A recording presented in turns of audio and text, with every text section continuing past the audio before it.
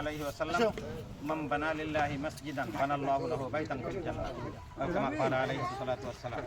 সম্মানিত হাজিরিন, আজকে আমরা আল্লাহর ঘর নির্মাণের উদ্দেশ্যে, মসজিদ নির্মাণের উদ্দেশ্যে এখানে সমাবেত হয়ে আমাদের কার্যক্রম শুরু করলাম। আল্লাহর নাম নিয়ে বিসমিল্লাহ বলে আমরা সবাই আরম্ভ করলাম। আমাদের নিয়তের ভিতরে যেন কোনো গলতি না থাকে। আল্লাহ তাআলা সমস্ত আমলের প্রতিদান তার নিয়তের উপরে নির্ভর করে দিয়ে থাকেন। ইন্নামাল আমালু বিন্নিয়াত, বুখারী শরীফের প্রথম হাদিস। ইমাম বুখারী রাহমাতুল্লাহ আলাইহি তার কিতাবের সর্বপ্রথম এই হাদিসে লিখছেন যে নিয়তের উপরে সব আমলের প্রতিদান নির্ভরশীল।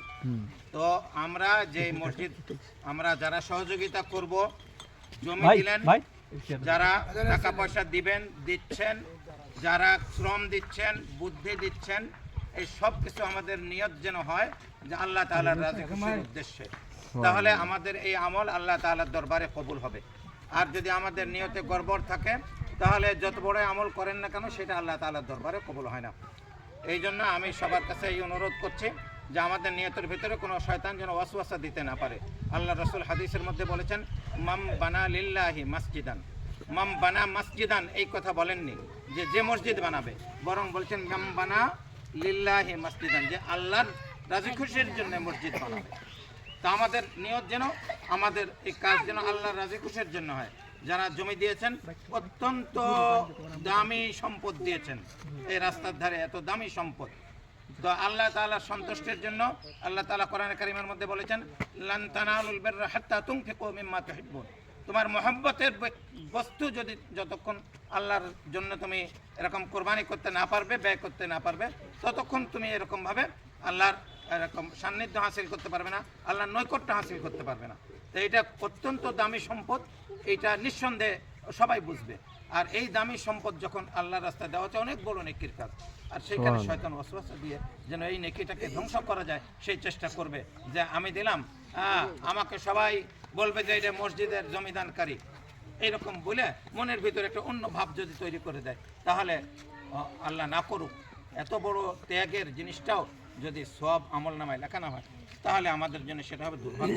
কাজেই যারা জমি দিচ্ছেন, যারা শ্রম দিচ্ছেন, যারা টাকা পয়সা দিবেন, আমার মনে হয় যে আল্লাহর ঘরে প্রত্যেকেরই পার্টিসিপেট থাকা দরকার।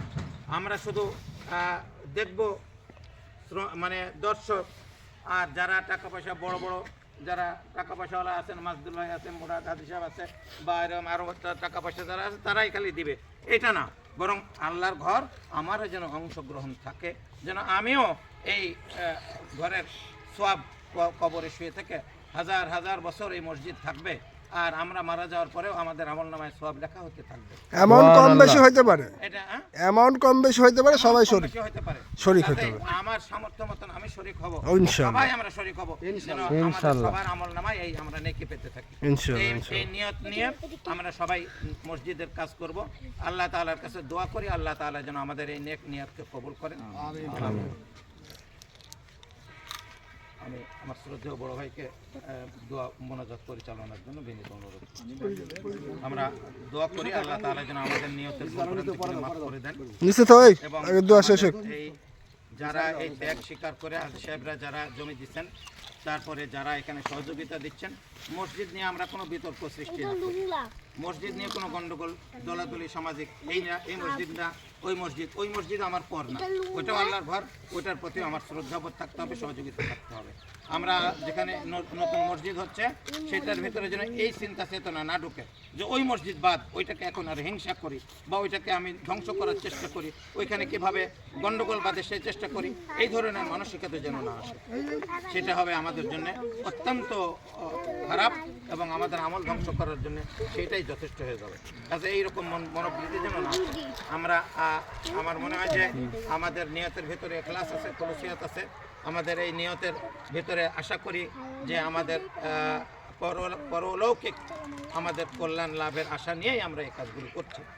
আল্লাহ তাআলা যেন আমাদের অনিচ্ছাকৃত ত্রুটি বিচ্যুতি, মনের অনিচ্ছাকৃত দুর্বলতা, এগুলি যেন আল্লাহ তাআলা মাফ করে দিয়ে আমাদের এই মসজিদ নির্মাণকে কবুল করেন, এবং এই নির্মাণের দায়িত্ব মহান রব্বুল আলামিন যেন গ্রহণ করেন, তার সহযোগিতায়, তার সরাসরি তার একান্ত রহমতে, তার কুদরত দ্বারা তিনি নিজ দায়িত্বে যেন এই ঘর নির্মাণ করে দেন।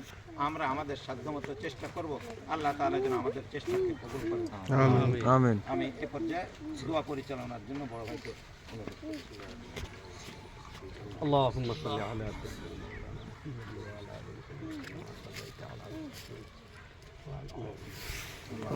اللهم آمين.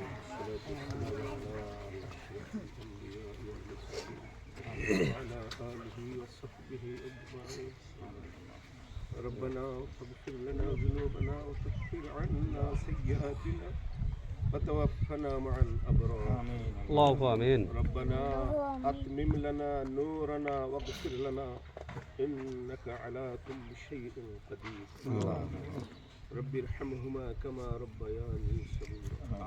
اللهم اغفر لنا ولوالدينا ولمن له حق علينا وللمؤمنين يوم يقوم الحساب. لا إله إلا الله الحليم الكريم. سبحان الله رب العرش العظيم. نسألك موجبات رحمتك وعزائم مغفرتك الغنيمة من كل بر والسلامة من كل إثم. اللهم لا تدع لنا ذنبا إلا غفرته ولا هما إلا فرجته ولا دينا إلا قضيته ولا مريضا إلا شفيته ولا حاجة من حوائج الدنيا والآخرة هي لك إلا قضيتها يا أرحم الراحمين. يا إله الأولين والآخرين. يا رحيم المساكين. يا ذا القوة المتين. يا ذا الجلال والإكرام. يا الله আমি গুনাহগার, আয় আল্লাহ আপনার কিছু সংখ্যক বান্দাদেরকে সাথে করে নিয়ে, ওলামা হযরতদেরকে, হুফাজ কেরামদেরকে, হুজ্জাজ কেরামদেরকে সাথে করে নিয়ে, আয় আল্লাহ আপনার এক ঘর নির্মাণের জন্য আয় আল্লাহ আমরা কাজ শুরু করে আয় আল্লাহ আপনার সাহায্যের আশায় আপনার আলিশান দরবারে হাত উঠিয়েছি। মওলা করিম, মেহেরবানি করে আপনি আমাদের এই প্রচেষ্টাকে আপনি কবুল আর মঞ্জুর করে নিন।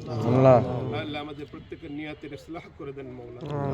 আয় আল্লাহ মেহেরবানি করে আয় আল্লাহ আপনি আমাদের সবাইকে কবুল করেন।